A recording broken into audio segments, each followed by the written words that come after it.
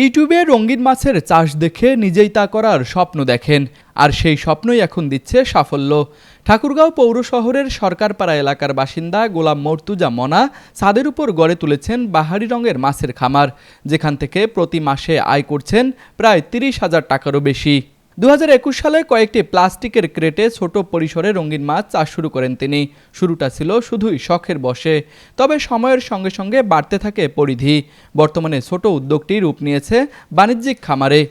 বাসার ছাদে তৈরি করা হয়েছে একাধিক হাউস, অক্সিজেন মোটর ও বিদ্যুতের সহায়তায় সেখানে চলছে মাছের প্রজনন কার্যক্রম।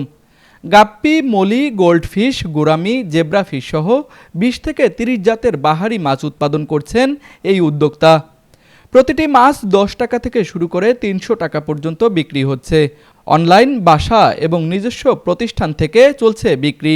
শখের এই রঙিন মাছ কিনতে দূর দূরান্ত থেকে ছুটে আসছেন ক্রেতা ও ব্যবসায়ীরা।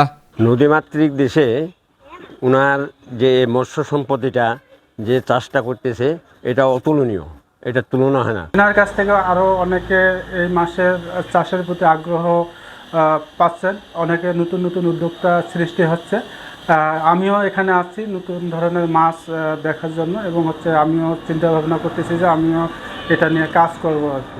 গোলাম মর্তুজার এই উদ্যোগে পাশে রয়েছে স্থানীয় বেসরকারি সংস্থা ইএসডিও এবং পিকেএসএফ। প্রশিক্ষণ ও পরামর্শ দিয়ে সহযোগিতা করছে এই দুটি প্রতিষ্ঠান। ইএসডিও কর্তৃক বাস্তবায়িত আমাদের বিভিন্ন প্রদর্শনীগুলোর মধ্যে একটি রয়েছে বাহারি মাছ।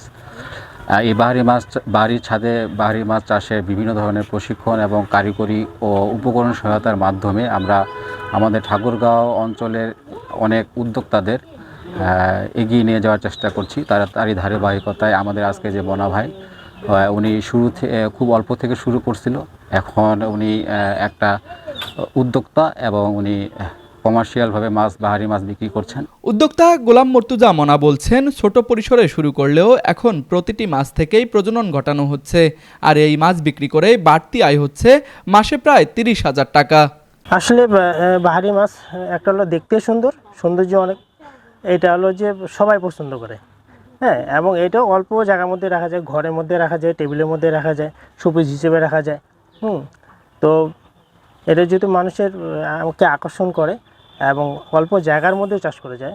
স্বল্প খরচে বাহারি রঙের মাছ চাষ করতে পেরে নতুন সম্ভাবনার দ্বার উন্মোচিত হয়েছে।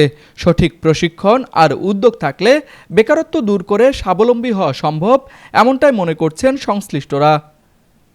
ঠাকুরগাঁও প্রতিনিধি মোহাম্মদ হাবিবের পাঠানো তথ্যচিত্রে ডেস্ক রিপোর্ট, RCTV।